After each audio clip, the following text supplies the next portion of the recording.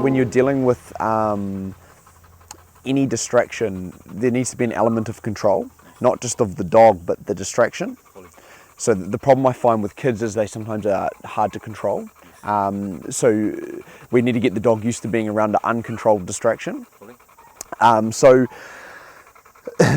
guess what I'll do is I'll kind of tackle that. We'll get to that in a little bit, but I'll just kind of go through a little bit of a checklist in my head just to make sure there's certain things we're not doing that potentially are going to make him feel like he needs to protect more.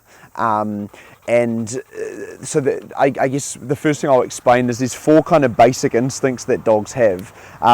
The first one with a dog like this is like a defense drive, so they want to defend something. The other 3 I'll just briefly go over is the dog's kind of pack drive or instinct to involve with other dogs. Predatory, which is chase a rabbit or prey, and fear instinct, which is kind of the dog's, it's pretty much how stable the dog is genetically. So more fearful, more prone to reacting to new things, less fearful, more stable, stable genetics, I guess. So with a dog like this, every mastiff has a very high defense drive. Any power breed, Rottweilers, Pit Bulls, Dobermans, that type, generally high defense. Things that increase the defense drive are generally things that happen around the home. Okay, so a couple of things that I would be very aware of would be whether the dog sits on the furniture or not. No, it doesn't. Good. Okay, whether the amount of affection the dog is getting, mainly around how we give it. Okay, so affection isn't necessarily a bad thing, it's just how we actually give it, and when we give it has an effect on whether the dog will start to defend or not. Okay, so I'll go a little bit more into that because this is generally where a lot of people kind of look at me like, what are you talking about, kind of thing. Essentially, I'll kind of give you an understanding of what's happening. So when you've got a dog with that's a very protective dog and it has uncertainties, it's kind of like layers to it, I guess. The instinct is defense, so the dog's defensive, and that's an instinct that comes out. Underneath that is the insecurity of new kids or new people or whatever the dog sees as a threat. Okay, so the dog is reacting in a way when it sees something uncertain. The reason I asked about your affection and what's happening when we're interacting with the dog is because that can increase the dog's defense drive. Okay, so from what the feedback you've told me is you're looking for a dog that, you know, like my dog's alert when somebody's here and so forth, which isn't a problem, but it only becomes a problem when it becomes uncontrollable. Okay, so now we've started to get a dog that's making decisions on his own. We need to taper that back.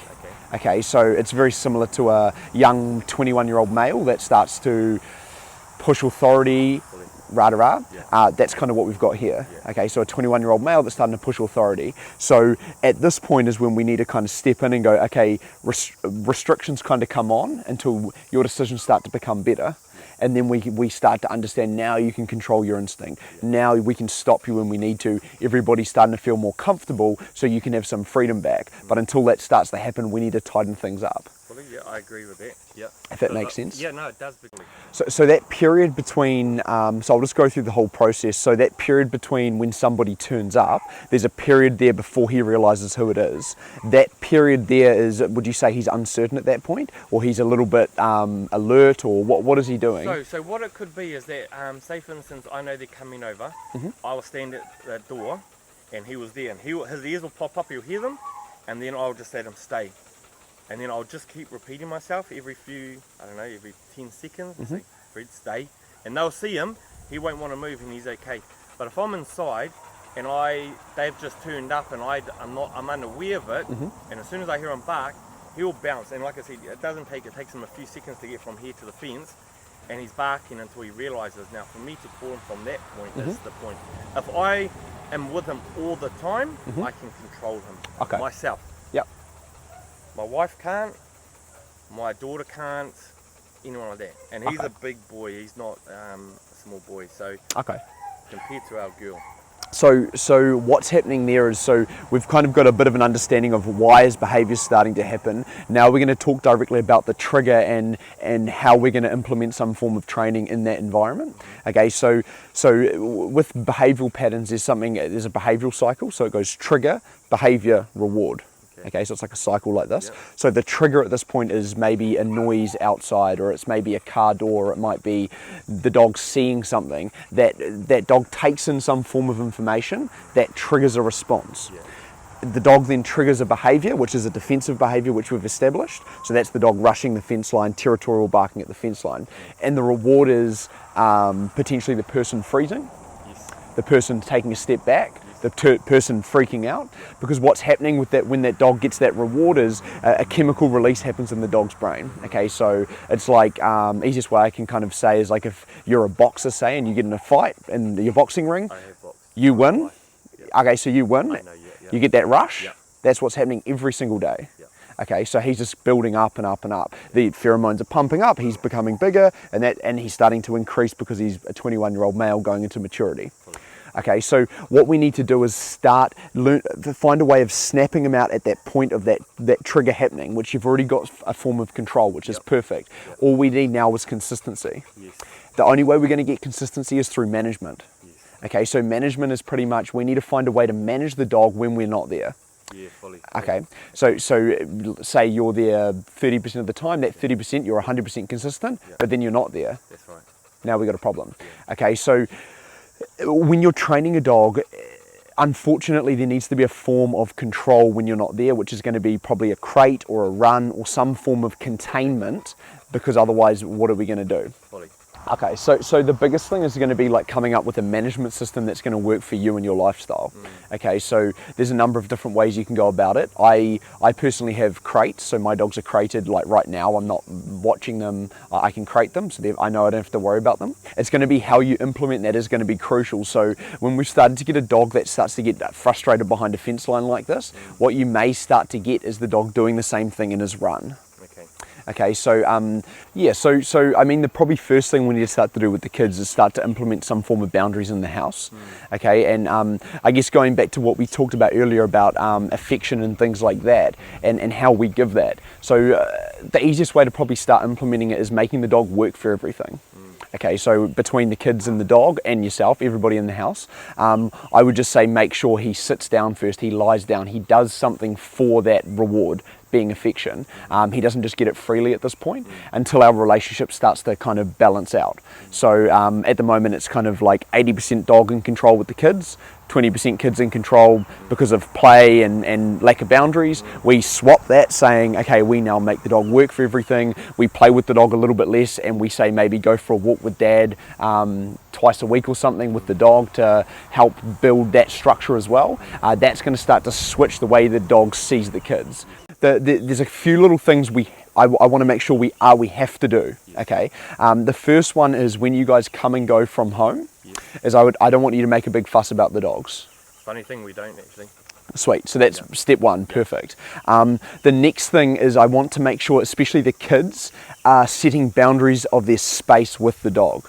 Okay, that's going to help with the kids being other kids, and the dog being more respectful with new kids that come into that environment. Okay, so when I say that with you, he's quite respectful of your space in general. So he doesn't. Do you mind if I come into your space a little bit? Fully. Well, just in case he. So like it's kind of like if I'm in your space like this, is like I'm crossing a boundary right now. Yep. Okay, push back. Yeah, even if you just like lean into me, so push back. Now I'm out of your space, right? So we've got a barrier. There's a line here. Yep. What you're going to find a lot with the mastiff is with the kids, he's going to slump and lean into them, sit on their feet, and potentially invade that space whenever he feels he can. So that's something I want to be like a lifetime rule. Yes. Okay, it's okay to sit down with the dog and give him a pat, but he's never allowed to cross that boundary. Yeah. Okay, so he's never allowed it. It's like if me and you shake hands. You know, like I shake hands and then I go like this. Yeah. You know, I'm just trying to have that one up. Yeah. He can't have that one up ever with anybody in the house. Okay.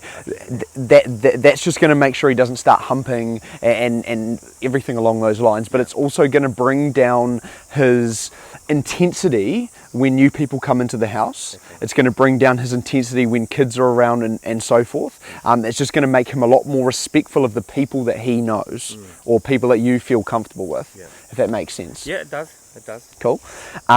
So that's the next boundary. So the first is coming and going. We've got that sorted. The second is this boundary. He can never have that one up. Yes. And the key with that is match the intensity. So if I lean into you and you flog me, that's way too much. Whereas if you go, and you match it, we're good, right? So it only needs to be matched. If you go too much, the dog will start to become timid. Okay, and then that can create other issues with new people. Yep, so then he starts to become uncertain of new people again, and then now we have more aggression. Okay, so it's just trying to, that's what I said about that fine line. Yep. Okay. So that's one rule that has to stay in place. He's never allowed to sit on people's laps. Never. Good. No one can handle him. Good. Cool. The next thing, so now we're going to directly address that trigger at the front door, okay, and that fence line. So we talked about forms of control, and there needs to be some way to control him consistently. The key here is, so we can go towards the remote collar is going to be the easiest option, but is going to require some form of conditioning for it to work properly. Fully. Okay, one option. Yep. Second option is we need to leave a lead on him in the house, and it doesn't necessarily need to be in your hand, but it drags. Yep. Okay, so 6 foot of control. Yep. So say he goes to rush the front door and say it's just your wife home and she wants to stop him, she can stand on the lead. Hey, stand on the lead. He goes, oh, lie down. Okay, now we've gained control back. Okay, so that's the same as a remote collar. Remote collar is just like that, leads just like that. Okay, but the key there is we need to catch the dog as those endorphins start to kick in. So as he elevates, we need to stop him, which is where the management comes in. Okay, so if we don't have that management in place and he's just running freely, we can't have that consistency. Therefore, he's constantly having fights at the gate, winding him up. Does that make sense? It does, it does. Everything that you're saying is actually is how it happens. Yes. I tend to find with the French Mastiffs is they go from 0 to 100 a lot quicker than any other Mastiff. Fully. Yeah, so that's what you're getting is that intensity kicking in. And like you said, you're never going to get, the main thing is you need to be able to control that. And what we're setting up is a way to control that. And you're going to find, so he's 18 months, he's going to settle, they hit full maturity, these breeds, at about 3.5 to 4 years. So you're in the worst of it. It's not going to get any worse as long as we're doing something about it. However, it's kind of like this, and we're going to ramp up at about 2, and it's going to plateau for a year and then slowly decline, and then at about 4 or 5 he'll just kind of mellow out a bit. So yeah, we're in the worst of it. Okay, so just going back to our structure, I think a crate in the house would be handy. It doesn't mean you have to use it all the time, but say, I'll give you an example, say your nan's coming over or somebody older or something along those lines that doesn't want a dog running at them. Dog's in the house, for some reason, you're not home, all of a sudden, what do I do with the dog? Chuck him in the crate. It's just a management tool. It may only be for 20 minutes, but it just gives you somewhere to put him. It doesn't have to be a crate, it could even be a bathroom or something. But some form of control, so you can instantly gain control of them. Say, I'll just give you another example. Say your friends come over with kids, and their kids have never been around dogs, and they go, dog! I had this happen to me on Christmas, and they're running up to my dog's cage, putting fingers through the cage. They have no idea. Whereas if you've got a crate, at least you can get the dog out of the way quickly. So it's just a way to gain control. So that's one reason I would recommend the crate in the house for that control aspect. What I'll do is I'm going to grab a long bit of rope and create a long line. I've got a lead there I'm going to utilize as well. I've got a couple of dogs up there that I'm going to just take them up to the fence line. Hopefully they trigger them a little bit just so I can kind of show you the warning signs and how to read the dog, which you're probably aware of, but I might be able to teach you something there. And then I can show you how to get them from a heightened state to a de-escalated state. And one of the main things I'm going to focus on there is just how much pressure we use at that point, and different forms of pressure that you can utilize to get him into that relaxed state. Because with a dog like this, is one thing I do find is if we use slightly too much or repetitively too much pressure, like I said, they become wary of other people, and that's our main concern with the French Mastiff is that wariness, because it's in tune with them, it's bred into them, and we need to make sure that doesn't become an issue. So that soft sniffing's nice. The sniffing's good. You can see like his tail's tucked, like he's a bit wary. This is just new people and things like that, which we'll talk about socialization later. So when he becomes uncertain like that, what I don't want you to do is pat him. What you're doing is rewarding him for that state, for that thought. Yeah, it's kind of like, not like kids. Like with kids, like we're meant to, you know, when they cry, when they're young, we're meant to give them that love to make them, yeah, right. Not with dogs. Okay, that different mindset. Okay. A lot more instinctual. My thought would have been, my thought straight away was, let them know that it's okay. Yep. So that's my intent. That's what I thought was good for them. But no, that's awesome. You being quiet, Yeah. you being quiet and calm and relaxed is enough feedback for him to feel comfortable. Okay. The only thing you would need to step in for is if he, say, started to come, not with the soft sniffing was okay, but if he started to come in like this, that's when you'd step in like, hey, you know, that's a boundary, don't do that. Yeah. That's those endorphins, that drive kicking in, that defense drive kicking in again, Yeah. But soft sniffing's good. Okay. Like that's him going, oh, hey, we're buddies.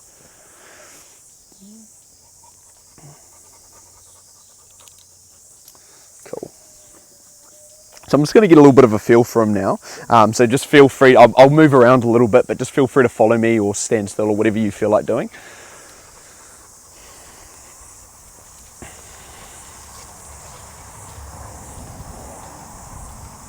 So all I'm doing really is I'm just going to walk him around a little bit and start to teach him that he doesn't, when he's on a lead with me, is he doesn't get to dictate where we go. Okay, so dogs, remember how I talked about decision making briefly and how he at this point needs to learn about making decisions, the right decisions.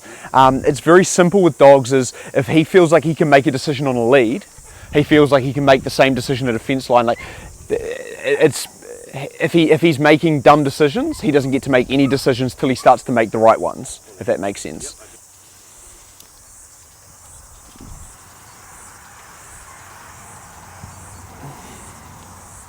So that marking is kind of like a release of tension. So because I've worked him a little bit, his energy started to change. I tend to find when things start to switch in their head, they start to go toilet. So it's just a good sign for me that something's starting to change. So letting them squat everywhere is Not good. not good. That's okay. That was just like that's the first sign that, because he hasn't gone toilet really since he's been here, but now he's starting to loosen up a little bit. It's kind of like, you know, if you're a little bit nervous, you might not go, but then you feel relaxed. I need to go toilet all of a sudden. That's just the first sign he's really starting to relax. Peeing everywhere is like a territorial behaviour. So that's that defence drive kicking in again. So walking up and down your street, you want to stop him from marking everywhere. Toilet once or twice, done. So he's starting to kind of hit what I call the wall, whereas he's just going like, I'm sick of walking back and forward now, like I don't want to do it. And this is, as I kind of talked about the decision making, we're kind of getting to the root of the problem, I guess, of him making decisions with humans in a negative way. And I want you to start to apply that same principle around distractions. Okay, so just different things in the environment. So I want you to start to go to slightly busier areas. Okay, so this is obviously a very quiet area. High distraction would be the beach. We're not ready for that yet. Okay, so we probably want to find somewhere in the middle, somewhere where maybe, say, someone's walking past every minute or so. There might be a couple of dogs on lead around, but at a distance. And just walk him around, and if he starts to try to dictate where he wants to go, just do that same principle, change direction, go in the other direction. And that's just going to help him with the fence line stuff as well. Okay, because it's the same decision making. Oh, I get to go that way. No, you don't get to bark at the fence. You have to come back and focus on me rather than the fence line. Yeah.